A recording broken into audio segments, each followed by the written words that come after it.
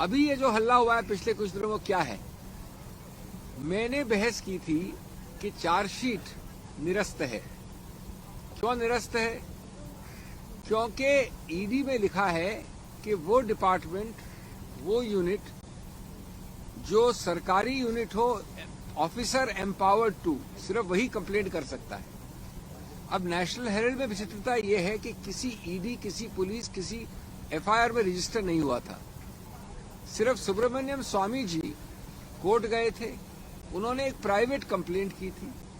उस private complaint के आधार पर केस शुरू हुआ।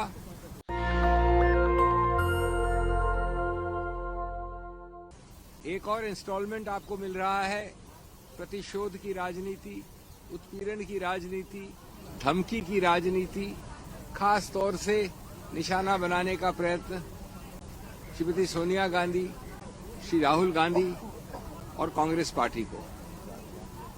हम सब जानते हैं कि अर्थव्यवस्था के मुद्दे, बेरोजगारी के मुद्दे, विघटन के मुद्दे, विदेश नीति के मुद्दे, अमेरिका से लेके, चीन से लेके बांग्लादेश के मुद्दे, इत्यादि इत्यादि। अगर आपको यहां से नजर हटानी है, डाइवर्ट करनी है, तो ये इस प्रकार के उत्पीड़न, प्रतिशोध के मुद्दे आपको उठाने पड़ते रहेंगे। तो मैं अभी आपको बड़े सरल तरीके से बताना चाहता हूं कि जहां कुछ हुआ ही नहीं, जहां कोई क्राइम ही नहीं है, वहां किस प्रकार से क्राइम की इजाद की जा सकती है। इसमें हमारे सत्तारूढ़ पार्टी के लोगों को और ईडी को एक नोबेल प्राइज मिलना चाहिए। ये एक अजूबा है, वन ट्रिक वंडर है।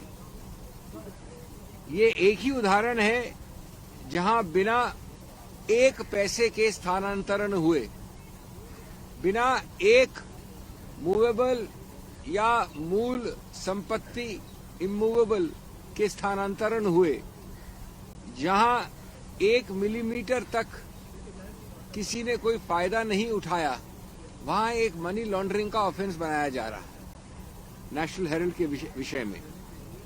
और ऐसा ये अजूबा है कि मैं समझता हूं कि ये पहली बार वन ऑफ द 7 और 8 वंडर्स ऑफ द वर्ल्ड में गिना जाना चाहिए।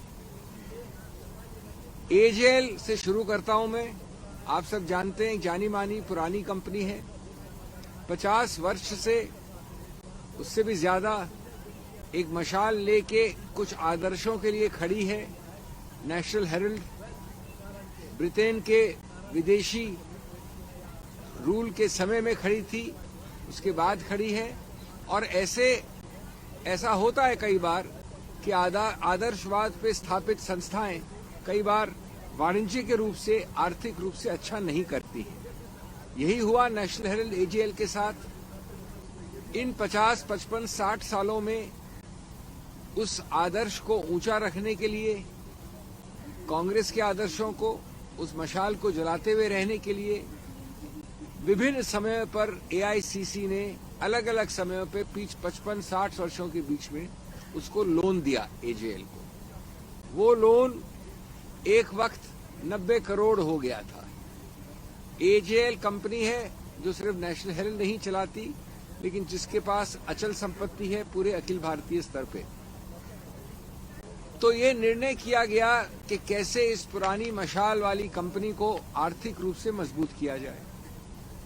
उसके लिए ये आवश्यक था कि उसको ऋण मुक्त किया जाए, डेट फ्री कंपनी किया जाए, जो डेट 90 करोड़ की थी। इसलिए एक ऐसी चीज की गई जो हर कंपनी देश में करती है, जो ऋण होता है उसको इक्विटी में कन्वर्ट करो, डेट इनटू इक्विटी। ये संपत्ति है सब, इस संपत्ति का मालिकाना हक है मेरे पास, मैं हूं एजेएल। ये संपत्ति भी यहीं रहती है, 1 इंच नहीं हिलती है, एजेएल भी यहीं रहता है। लेकिन एजेएल के लोन को इक्विटी में कन्वर्ट करने के लिए एक दूसरी कंपनी बनाई गई, यंग इंडियन। यंग इंडियन एक विचित्र कंपनी है, मैं आऊंगा उसके ऊपर।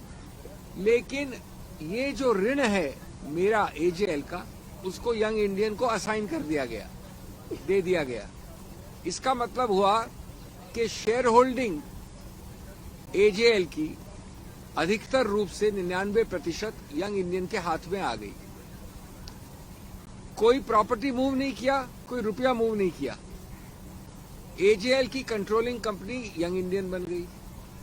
अब यंग इंडियन में ऑस्कर फर्नांडिस थे, मोतीलाल वोरा जी थे, सोनिया जी हैं, राहुल जी हैं, सुमन दुबे हैं, अन्य लोग हैं, सैम पित्रोदा हैं। ये कौन है? ये कांग्रेस वो लोग हैं जो इस कंपनी को, जिसको नॉट फॉर प्रॉफिट कंपनी विशेष रूप से कंपनीज एक्ट में बनाया जाता है, उस कंपनीज एक्ट के अंतर्गत इसको बनाया गया। मतलब क्या हुआ इसका? मतलब कि ये यंग इंडियन जो अब 99% शेयर होल्ड करती है एजेएल की, वो न प्रॉफिट बना सकती है। अगर प्रॉफिट बनता है तो वो उस यंग इंडियन में ही रहेगा। न कोई इन लोगों को, डायरेक्टर्स को कोई पर्क देती है, गाड़ी घोड़ा कुछ नहीं, न कोई सैलरी देती है। इस स्थिति में कहा गया है कि चूंकि एजेएल का 99% कंट्रोल यंग इंडियन में चला गया, इसलिए एजेएल द्वारा स्थानांतरण हो गई और मनी लॉन्ड्रिंग हो गई करोड़ों रुपए की। ये विचित्रता मैं नहीं समझता कि किंडरगार्टन कानून के विद्यार्थी से लेकर पीएचडी तक कोई समझा सकता है, लेकिन ईडी ने समझ ली और ईडी ने विश्व भर को समझाने का प्रयत्न चल रहा है। एक और बात मैं बताना चाहूंगा आपको।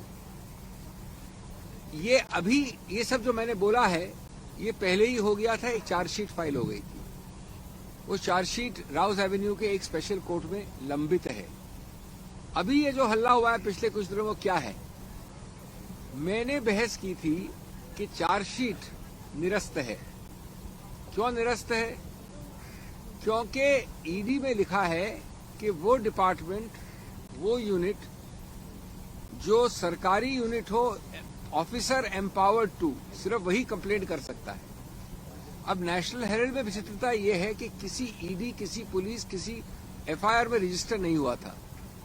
सिर्फ सुब्रमण्यम स्वामी जी कोर्ट गए थे, उन्होंने एक प्राइवेट कंप्लेंट की थी। उस प्राइवेट कंप्लेंट के आधार पर केस शुरू हुआ और कुछ समय बाद स्वयं प्राइवेट कंप्लेंट को अपने आप खुद जाके हाई कोर्ट स्टे करवा दिया, यानी अपनी कंप्लेंट को स्टे करवा दिया। तो ये मूल बात समझने की आपके दर्शकों को कि कंप्लेंट एक सिर्फ प्राइवेट थी, सरकारी कोई कंप्लेंट थी नहीं कभी नेशनल हेराल्ड में। और वो कंप्लेंट भी सुब्रमण्यम स्वामी ने स्टे करवा रखी थी। तो मैंने दलील ये की थी करीब 4 महीने पहले कि जब कोई सरकारी कंप्लेंट नहीं है तो ईडी आ ही नहीं सकती, क्योंकि ईडी के एक्ट में लिखा है कि कंप्लेंट उस ऑफिसर द्वारा जो एम्पावर्ड है वही कर सकता है, नहीं है पुलिस के। अब ये बड़ा लैकूना है जिससे एक पूरी इमारत जो बनाई है वो गिर सकती थी। वो निर्णय अभी तक रिजर्व्ड है। मुझे कोई संदेह नहीं है कि उस गैप को,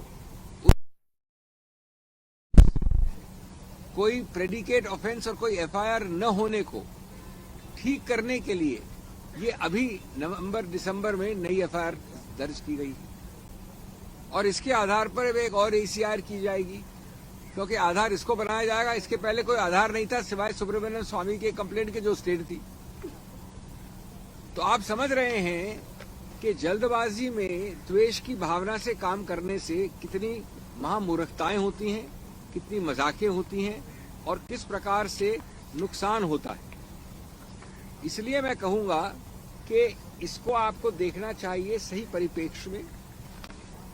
बीजेपी की राजनीति है विपक्ष को थकाओ, झूठ को सजाओ और एजेंसियों को नचाओ।